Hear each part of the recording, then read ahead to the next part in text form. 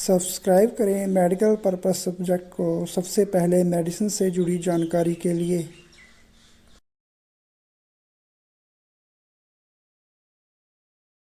Hello दोस्तों, welcome to the medical purpose subject में। दोस्तों, आज हम बात करेंगे सिर्फ बेनाड्रिल के बारे में। वीडियो शुरू करने से पहले जिन्होंने हमारे चैनल को अभी तक सब्सक्राइब नहीं किया वो कर लें, ताकि मेडिकल और मेडिसिन से जुड़ी जानकारी सबसे पहले आप तक पहुंच सके। बेनाड्रिल कफ सिरप के बारे में बात करें तो इसमें डाइफेनहाइड्रामाइन हाइड्रोक्लोराइड 14.8 mg और ammonium chloride 138 mg, sodium citrate 57.3 mg और एथनॉल 95% रहता है, जो 0.2625 ml पर 5 ml में रहता है। ये JNTL consumer health private limited द्वारा बनाई जाती है। तो चलिए दोस्तों, जानते हैं इसको डिटेल में, जानेंगे इसके यूजेस, इसके साइड इफ़ेक्ट और किस कंडीशन और किस पेशेंट को दी जाती है।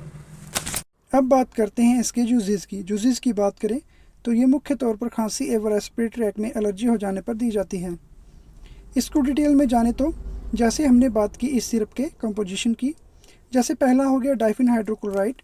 इसका काम होता है गले में खराश हो गई हो, गले में किसी प्रकार की एलर्जी हो, गले में दर्द होना, जुकाम हो गया हो, साथ में वाटरी आइज़ हो, तो उन सब कंडीशन को ठीक करने में सहयोग करता है। और इसके बाद हो गया अमोनियम क्लोराइड। अमोनियम क्लोराइड की बात करें तो ये एक एक्सपेक्टोरेंट का काम करती है। जो हमारी चेस्ट में बलगम जम गई हो तो उसको बाहर निकालता है, और सोडियम साइट्रेट बलगम को पतला करता है, जिससे थूक के थ्रू जो इन्फेक्शन जमा होता है वो बाहर निकल आता है। जब किसी को सर्दी लग गई हो, जुकाम के साथ खांसी हो, गले में खराश हो, तो ये उन सब कंडीशन को ठीक करने में सहयोग करता है। अब बात करते हैं इसके डोज की। डोज की बात करें तो दोस्तों ये बच्चों और बड़ों दोनों को दी जा सकती है। बच्चों में बात करें तो जो बच्चे 4 साल से 6 साल तक के हैं उन्हें दिन में 2.5 ml या आधा चम्मच हर 4 घंटे के बाद दें, और जो बच्चे 6 साल से 12 साल के हैं उनको 1-1 चम्मच हर 4 घंटे के बाद दी जाती है। उसके बाद जो एडल्ट में हैं जिनकी एज 12 साल है, 12 साल से जहाँ ऊपर हैं, उन्हें 2-2 चम्मच हर 4 घंटे के बाद के लिए दी जाती है। यह अकॉर्डिंग टू पेशेंट कंडीशन और सीवियरिटी को देखकर डोज को बढ़ाया या घटाया जा सकता है। दोस्तों, इस दवा का जूस विदाउट डॉक्टर प्रिस्क्रिप्शन के ना करें। अपने से इस सिरप का जूस हरगिज़ ना करें। अब बात करते हैं इसके साइड इफ़ेक्ट की। कॉमनली बेनाड्रिल के साइड इफ़ेक्ट देखें तो जैसे एब्डोमिनल डिस्टेंशन हो सकता है, पेट में दर्द होना, चक्कर आना, नींद आ सकती है। तो आप जब भी इस सिरप का यूज़ करें तो ड्राइविंग या ट्रैफिक एरिया से बचें।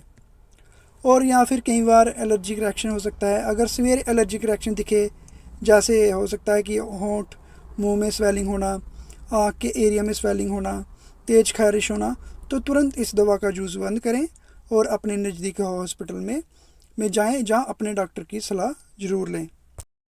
अब बात करते हैं सेफ्टी एडवाइस की। तो ये उन लोगों को नहीं लेनी चाहिए जिनको बेनाड्रिल या इसके कंपोजिशन से एलर्जी है। इसके साथ अल्कोहल का यूज़ ना करें। जिनको लीवर, किडनी, हार्ट या प्रेग्नेंट लेडी हैं उनको भी इस दवा का जूस अपने से नहीं करना है। तो दोस्तों, ये थी वीडियो बेनाड्रिल कफ सिरप की पूरी जानकारी। आपको ये वीडियो कैसी लगी हमें कमेंट्स करके ज़रूर बताएं, और हमारे चैनल को लाइक, सब्सक्राइब ज़रूर करें। धन्यवाद।